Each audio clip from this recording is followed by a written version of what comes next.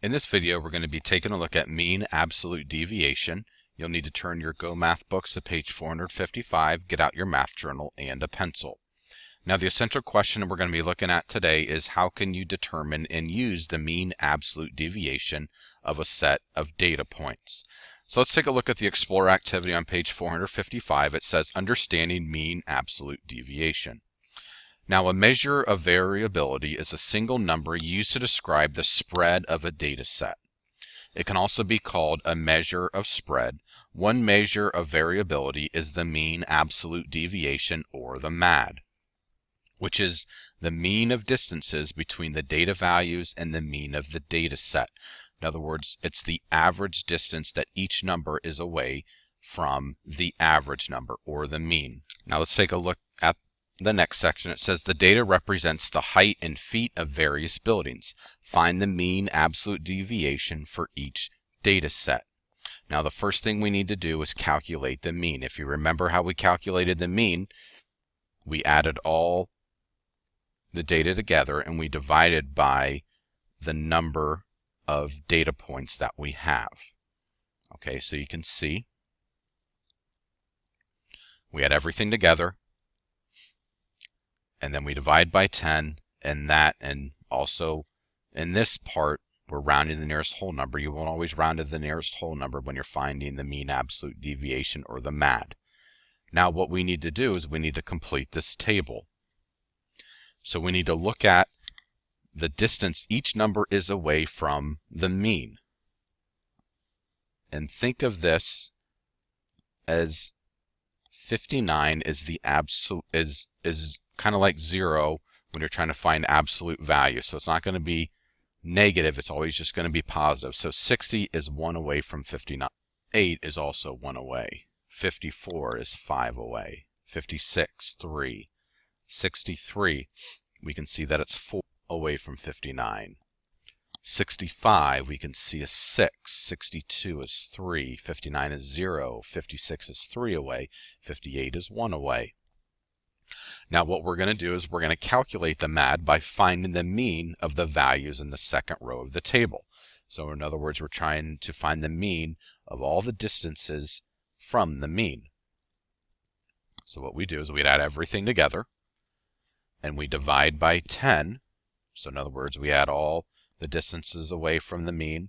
We divide by 10. Why do we divide by 10? Because that's how many numbers we're dealing with.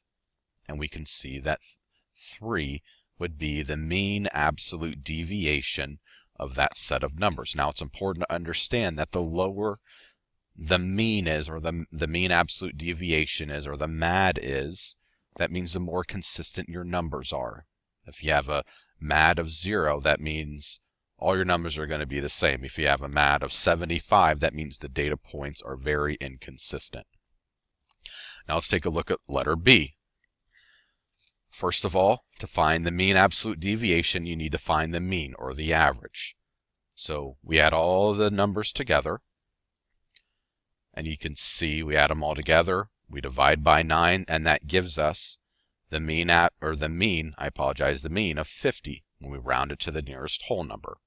Now the next step is we're going to compare all of these numbers and look at their distance from 0.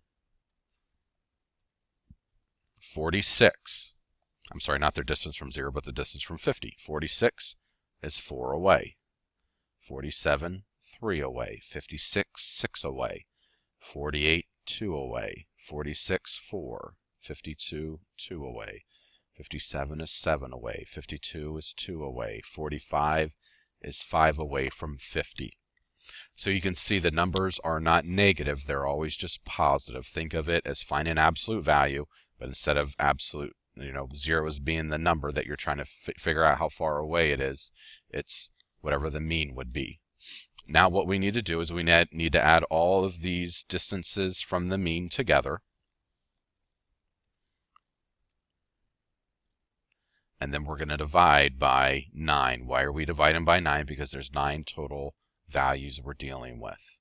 Divide by 9, and that gives us a MAD of 4.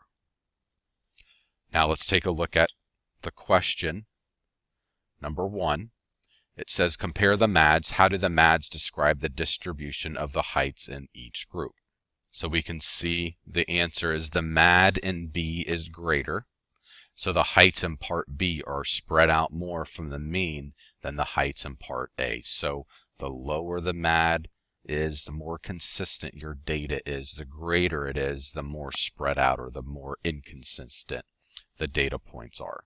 Now let's take a look at using mean absolute deviation. It says the mean absolute deviation can be used to answer statistical questions in the real world.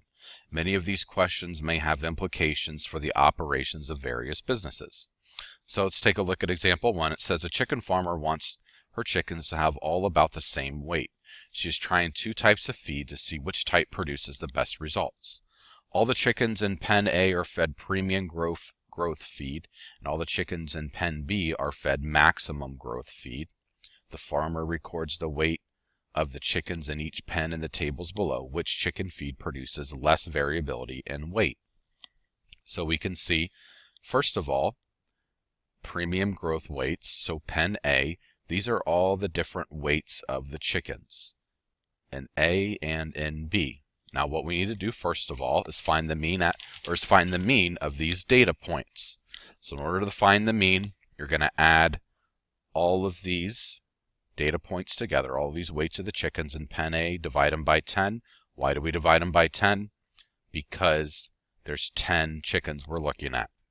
That gives us a mean of 6 3/10. Pen B, add all the chickens together, the weights of the chickens together, divide them by 10. That gives you 6 7/10.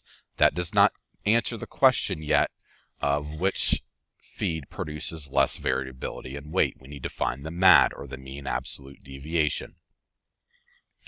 Now what we can do, we need to find the distance from the mean for each of the weights of the chickens. So we can see all the distances that each chicken has from that mean for both pen A and pen B. Now we take all of those distances from the mean, divide them by 10.